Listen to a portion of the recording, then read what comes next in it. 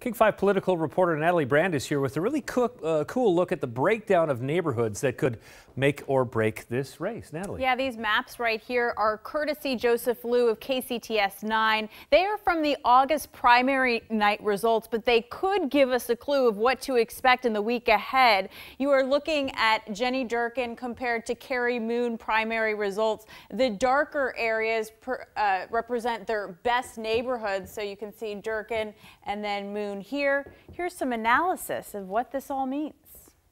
Water views, bigger homes, wealthier voters. Political analyst Marco Lowe classifies these outer rim Seattle neighborhoods as more moderate, more establishment, some of Jenny Durkan's best neighborhoods during the first test of this mayoral race. Carrie Moon is exactly the inverse. You see these votes inside, especially this block here on Capitol Hill, you would call the stranger voters. Lowe says the fight for votes ahead of the general election will be fought hardest in these lighter shaded neighborhoods where both candidates have an opportunity to make ground. And the battle will be right in between the two. It's this little ring of precincts that tend to be where the transition is between the more expensive housing and the more dense, less expensive housing. And those voters are often the ones that decide mayor's races in Seattle.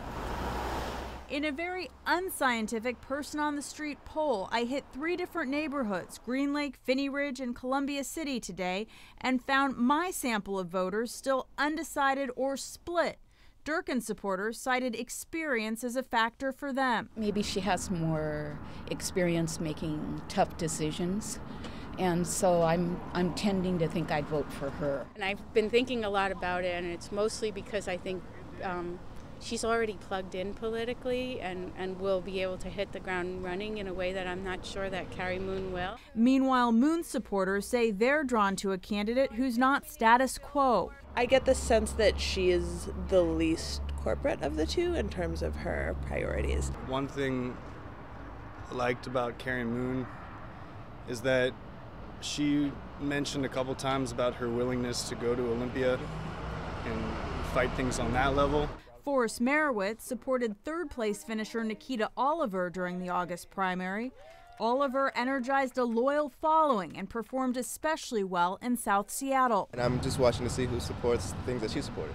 Obadiah Freeman says as of now, he's not sold on either of the remaining candidates. And right now, it doesn't feel like there's a very inclusive debate going on. Other voters, meanwhile, are still having trouble discerning differences in a race and a city that becomes a battle between shades of blue. This is Seattle. I mean, it's not like we're choosing between two extremely different candidates. In my traveling around today, I was kind of surprised by the number of voters who are using buzzwords or themes from campaign ads or the key talking points of the candidates themselves. There's also a fair number of still undecided voters out there from what I found. So if you still need help doing some research, remember we have our entire mayoral debate from Tuesday posted online, king5.com. Back to you.